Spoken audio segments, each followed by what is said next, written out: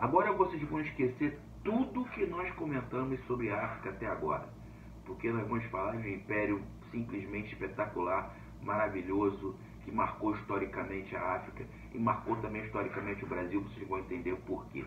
O nome desse império é Império do Mali, que nasceu no século XIII e caiu no século XVII. E ele nasceu por quê? Vamos explicar sobre isso. Bem, como sempre, estava concentrado na antiga Guiné, antiga Costa do Ouro, Costa da Pimenta. E agora vocês vão entender o porquê Costa do Ouro ou Costa da Pimenta. Atualmente, o Império do Mali está concentrado em alguns países: Senegal, Serra Leoa, Mali, Gâmbia, Guiné e Saara Ocidental. São alguns países que hoje, são o antigo Império do Mali. Ficou fracionado, com o passar do tempo. Só acontece o seguinte: como nasceu o Império do Mali? Bem, vamos lá. O Império do Ghana caiu. Sempre tem que cair um império para que o outro cresça, Enfim, ele caiu pelas mãos da etnia Sossô. Essa etnia aqui, o povo Sossô. Foi o povo Sossô que conquistou o Ghana, o antigo Império do Ghana. Só que eles deram muito mole. Eles cometeram um erro estratégico muito grande, porque eles foram estendendo o império, porque o Império do Ghana era muito extenso. Então eles foram indo, até chegar à costa atlântica. Na costa atlântica tinha uma etnia que dominava, os mandingas. E foram os mandingas que construíram o Império do Mali. Os Sossô deram mole, chegaram até eles, e eles, abocanharam o Império do Mali. O cara que construiu, o primeiro líder do Império do Mali, se chamava Sundiata Keita. Sundiata Keita. Esse cara aqui foi que deu o pontapé inicial para o Império do Mali. Ele construiu o Império do Mali. E qual era a etnia dele? Vamos lá, de novo, os mandingas. Os mandingas que estavam quietinhos lá na costa atlântica, mas o Sossô, ao dominarem o Ghana, acabaram chegando, esbarrando, na verdade, na parte que era dominada pelos mandingas. E os mandingas abocanharam o antigo Império do Ghana, já sob domínio do Sossô, e também dominaram o Sossô, mediante a essa liderança chamada Sundiata Keita, que era um mandinga.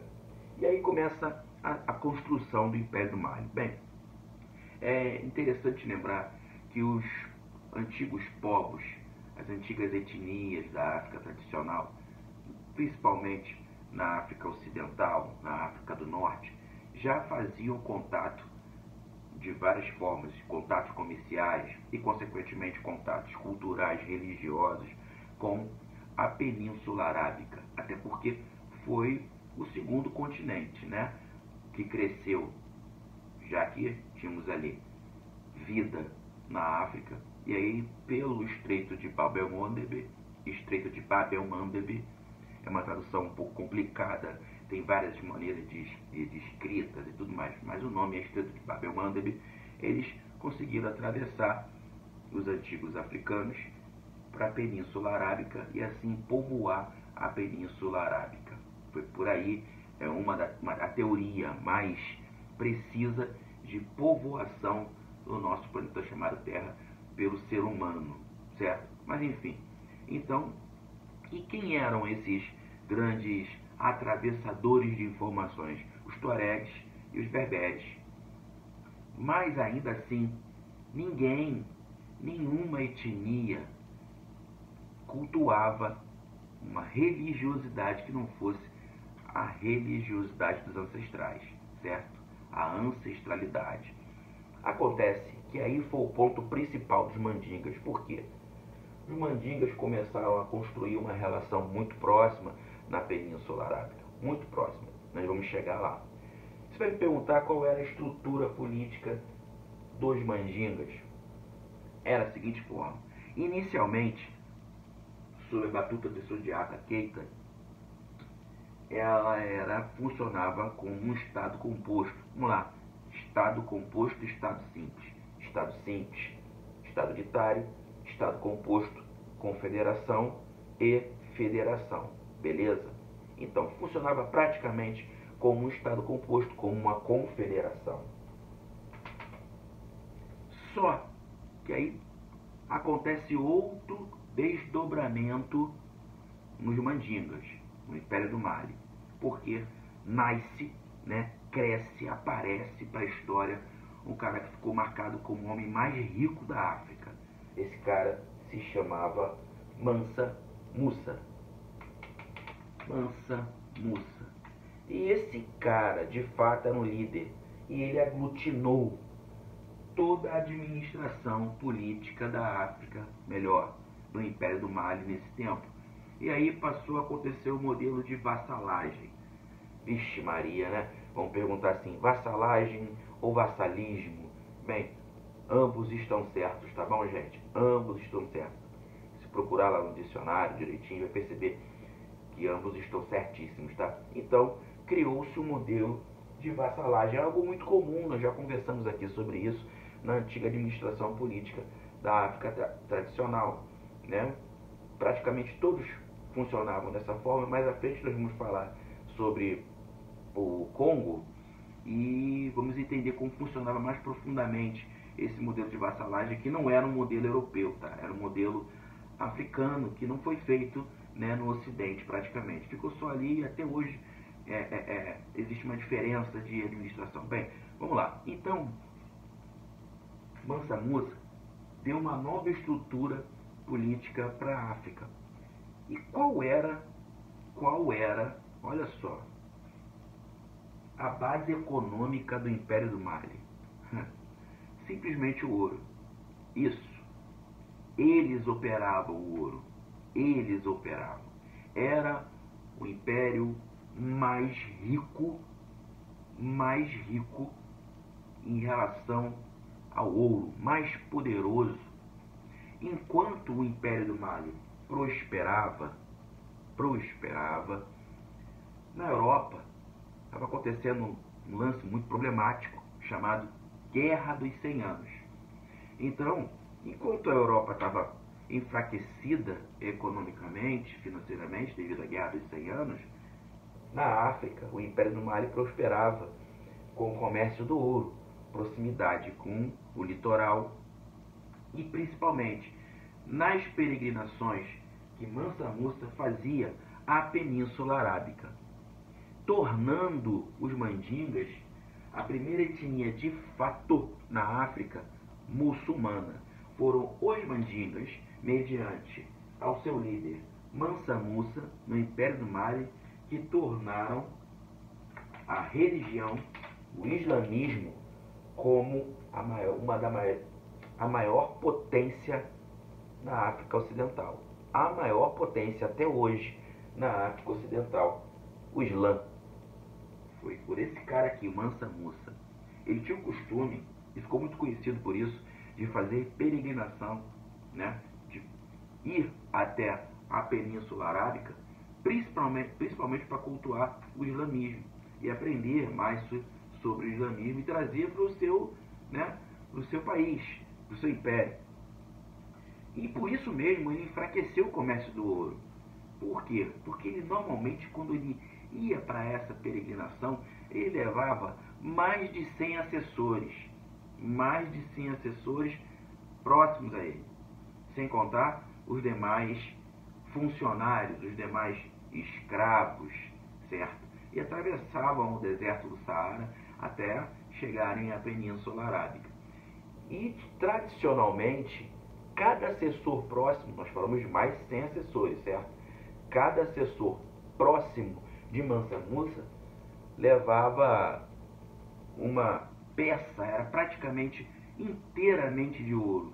Isso, algo totalmente exorbitante, um lance muito louco, mas era assim. Então, ele levava de presente para a Península Arábica, por ostentação, para mostrar poder e tudo mais. Só que isso enfraqueceu o comércio do ouro. A Europa estava passando por uma crise muito grande, né? Guerra dos 100 Anos. E a África, mais uma vez, modificando seus impérios, né? Modifica ali, ou seja, ele trouxe um impacto muito grande naquele modelo mundial, né? Mundialmente, no comércio do ouro. Justamente isso durou 10 anos. Esse impacto negativo durou 10 anos, causado por Mansa Musa, certo? Mas, como tudo que é bom acaba, os Songhai começam a enfraquecer o Império do Mali. Não apenas os Songhai, que foi a etnia, né, que dominou o Império do Mali, porque o Império do Mali caiu, mas também, não vamos esquecer desse detalhe, que a partir de 1450, os portugueses colocam os pés em solo africano. E aí tudo muda, porque o primeiro local que eles colocaram os pés não foi por acaso, foi exatamente na Costa do Ouro. Na Costa do Ouro, na Costa da Pimenta. Então, tudo isso traz um impacto negativo ao Império do Mali. O Império do Mali cai para os Songhai. Mas sobre o Songhai, isso é outra história.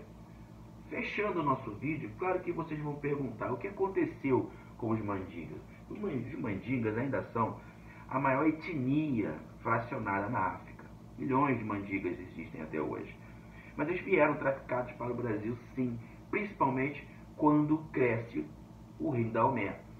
O rei Daomé foi um grande traficante de escravos, que fez várias relações com os europeus, certo? Os mandingas vieram para o Brasil, ficaram concentrados na Bahia, tanto que aconteceu uma revolta na Bahia proporcionada pelos mandingas, certo? Um povo difícil de ser escravizado, certo? E aí, até hoje nós encontramos uma frase, né, dentro da matriz africana, nos terreiros de Umbanda e de Candomblé, que fala: quem não pode com a mandinga, não carrega o patuá. E por que é falado? Os mandingas tinham o costume de carregar um cordão, e dentro desse cordão eles colocavam palavras do Corão, eles colocavam fotos dos familiares, e isso passava como se fosse uma proteção para eles, lembrando que eles eram muçulmanos, certo?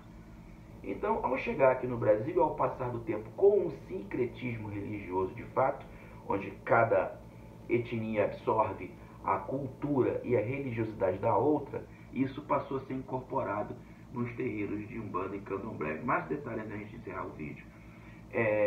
Os Queto, ao compararem os mandingas e ao proporcionarem também a chegada da cultura deles dentro dos terreiros, chamavam de Oxalá, né? Eles chamavam de Oxalá, uma visão de Oxalá Lufã, do Oxalá velho, exatamente comparando ao mandinga, devido ao turbante branco. Oxalá, inicialmente para os Queto, queria dizer o quê? Os homens sagrados de turbantes brancos. Por isso também foi incorporado, tá?